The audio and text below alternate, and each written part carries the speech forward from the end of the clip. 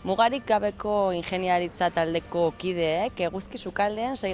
eguna antolatu dute gaurko. Eta gu Iban Mesonerorekin geratu gara, talde honetako kidea dena, eta berak egun honen nondik norakoak kontatuko dizkigu. Arratsaldean etorri gara, baina egunean zehar hainbat ekitaldi egin dituzu, ez? Bai, hasiera batean egin duguna da hemen eskolako enparantzara gure eguzki sukaldei buruzko erakusketa atera, jendea ikus dezan. Eta hori alde batetik, eta gero bestetik gure eguzki sukalde mota ezberdinak pixka bat plazaratu. Gaurko egun honetan baita ere antolatu duzuen nolabaiteko sukaldatzeko, janaria prestatzeko moduen inguruko ibilbidetxo bat, ez? Bai. Zer da hemen topatu dezakeguna? Hemen topatu dezakeguna dira sukaldatzeko era ezberdinak. Lehenengo sukaldatzeko era, 3 harriko sua deitzen diogu guk, eta hegoaldeko hainbat herritan erabiltzen den sistema da esan dezakegu, ez? Sukaldatzeko behar duzun egurra gehiegi, asko da beste era batzuekin konparatuz. Eta gero egin duguna da beste era batzuek sartu. Bai, gaza gure edo iparraldeko herrialdetan erabiltzen den erregaiaren adibide bat bezala jarri dugu, eta gero ekarri dugu enkarterriko putxera bat. Honekin egin nahi duguna da pixka bat adibide bat jarri, 3 harriko suarekiko evoluzio bat bezala. Azkenean, honi deitzen zaio sukalde hobetua. Eta gero, hau, kutsa arraro bat dirudi, agian ordenadore bat edo telebista bat topatu genezake barruan, baino ez? Termobox izeneko tramakulu bat. Bai, beno, hau da adibide berezi bat, ez? Bai, barrutik zer dauka berezia edo? Barrutik, ez. Barrutik kanpo aldea bezalakoa da, eta honen ideia da sukaldatzea, azkenian hau egiten duena da beroa mantendu, eta bero horrekin sukaldaketa prozesua mantendu energia aporterik gabe. Orduan, zuk hartzen duzu zure lapikoa, irakiten jartzen duzu, eta zutik kendu, eta ona sartzen duzu. Orduan, hau oso ondo isolatuta dago, hau da, beroa ez da aldentzen, eta orduan, hor dagoen guztia, temperatura altuan mantentzen da ordu askoz. Ez irakiten, baino bero, ez? Eta azkeneko urratsa bezala edo garapen guzti honetan topatzen dugu eguzki sukaldea.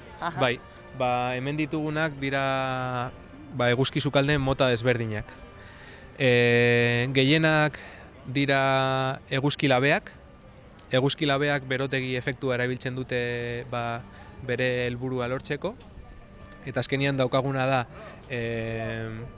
da kutxa bat moduan, kutxa hori oso ondo isolatuta dago beroa barruan mantendu dadin, eta kutxa horren aurpegi bat, esan dezagun, beira bat dauka.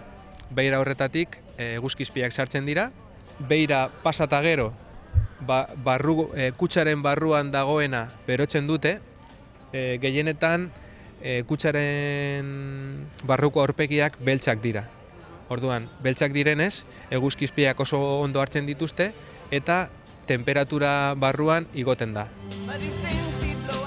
Hemen daukagu beirazko atea, hau izango litzateke kutxaren barrualdea, hemen lapikoa edo molderen bat, bizkotxo batentzako edo pizza bat edo nahi duzuna, azkenean labe bat da.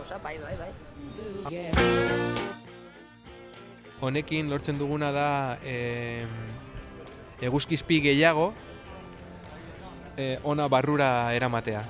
Hau izango ez balu, funtzionatuko luke, baina hemendik doazten izpiak ez genituzke erabiliko. Orduan horrekin energi estra bat sartzen duzu labean. Ba, itxura nahiko desberdina daukate bi labe hauek, baino azken batean funtzionamendua berdina da, ez? Bai, azkenean bietan berotegi efektua lortzen dugu eta horren medioz temperatura igotzen da lapikoan eta egosi ditzakegu janariak. Azalduko diguzu posible bada laburki, zein den halako labe bat adibidez, edonork bere etxean egiteko zer da beharrezkoa dena? Bai, noski, hemen erabiltzen ditugun materialak kartoizko kasak dira. Hemen daukagu, hau da labearen atea, alde batetik doa, eta gero hemen daukaguna da kanpoko kutxa bat eta barruko kutxa bat. Daukagu kartoizko kutxa handi bat, kartoizko kutxa txiki bat, eta beraien artean kartoiaz egindako xafla moduak, ez? Espazio hori betez. Betetzeko eta beroak alde egin ez dezan. Hori da. Gero, daukaguna da labearen barrualdean, aurpegi desberdinetan daukagu aluminiozko papera. Pizka bat... Bokatak biltzeko paper hori, ez da paper berezi bat, ez da berezi bat. Horrek lortzen duena da eguzki barrura sartzen diren eguzki izpiak isladatu eta metalesko txapa beltz onerantz bideratu eta hor temperatura igo. Bera, sartzen diren izpiek ezin dute alde egin eta orduan bero hori mantentzen da. Isladatzen dira beti. Labe hauei dena den nik trabatxo bat ikusten diet. Ikusten dugu hemen badaukagula termometro bat, baina temperatura erregulatzeko modurik aldago? Adibidez pastel batek 120 graduko temperatura behar du, baina beste batek temperatura baxuago batekin nahikoa dauka. Guk halako eguzkilabe batekin moldatu dezakegu hemen barruko temperatura. Hori egiteko behar duzuna da zure eguzki espiak gehiago sartzen lortu edo gutxiago. Orduan hori izango litzateke erregulatzeko bidea. Azkenean zuk egin dezakezuna da eguzki gehiago bideratu labearen inklinazioarekin jokatuz. Gutxiago inklinatzen baduzu, eguzki izpi gutxiago sartzen dira. Orduan horrek influentzia dauka zuzenki labeare temperaturarekin. Orduan horrekin jokatuz egingo lortuko zenuke. Ruedatxo bat izan beharrean, orduan egin behar duguna da toperen bat sartu, azpikaldean edo... Eguzki gehiago edo gutxiago sartu barruan. Eta ikusi temperatura zenbat aldatzen den eta konbeni bazaigu leku horretan utzi. Eguzki sukaldeekin sukaldatzeko eguerdiaren aurreko 2 orduak eta ondorengo 2 orduak izaten dira hoberenak sukaldatzeko. Baina eguzki eguerdia esan dezagun. Egunean zehar eguzkia momentu batean bere puntu gorenean dago. Orduan hori izaten da eguzki eguerdia esan dezagun. Orduan hortik 2 ordu aurrerago eta ondorengo 2 orduak, 4 ordutako tarte hori izaten dago berena sukaldatzeko. Eta nahi badugu afaria ere eguerdian prestatu eta utzi halako termobox batean bero mantendu dadin eta besterik ez? Bai, hori da. Edo egin dezakeguna da bebai, da behin eguzki labea funtzionatzen uzten dugunean, itzali nahi badugu, hau egiten dugu. Hauxe eguzki sukaldea, ez dakit, desberdintasun bakarra eguzki sukalde eta eguzki labearen artean da tapatuta dagoela, eta bestea ez, edo zein da desberdintzen dituena, zer da desberdintzen dituena? Eguzki labeak berotegi efektua erabiltzen dute funtzionatzeko. Eta orduan horregaitik deitzen diogu labeak. Beraietan lortzen dituzun temperaturak egosteko edo horneatzeko behar dituzunak lortzen direlako. Zenolako temperaturaz hitz egiten ari gara? Zenolako temperaturara heldu daiteke labe bat?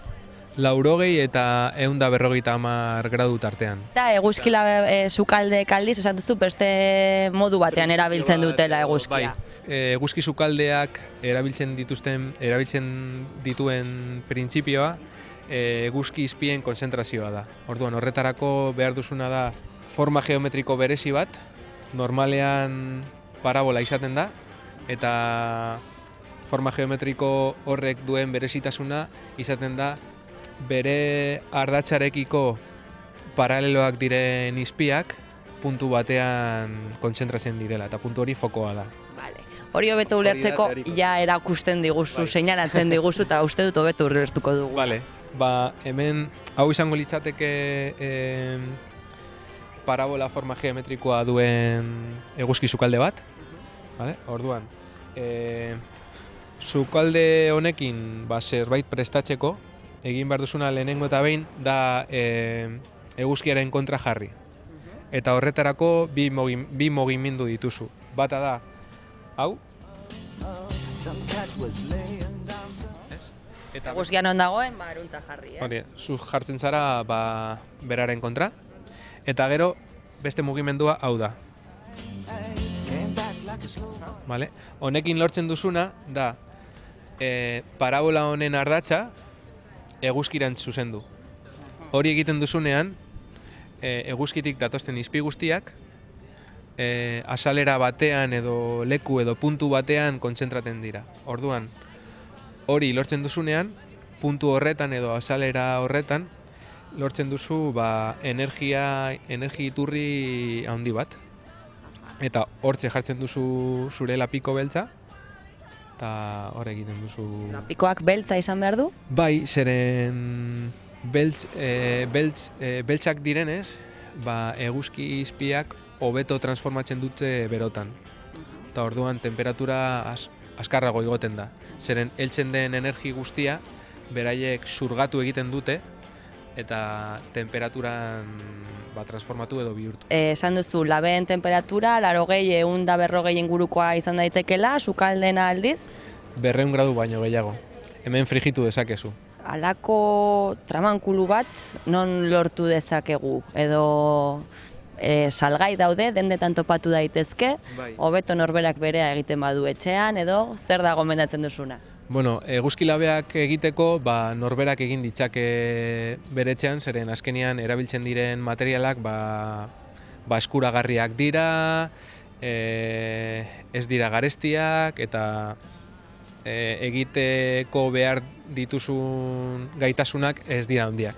Baina ja, halako eguzki sukalde bat egiteko,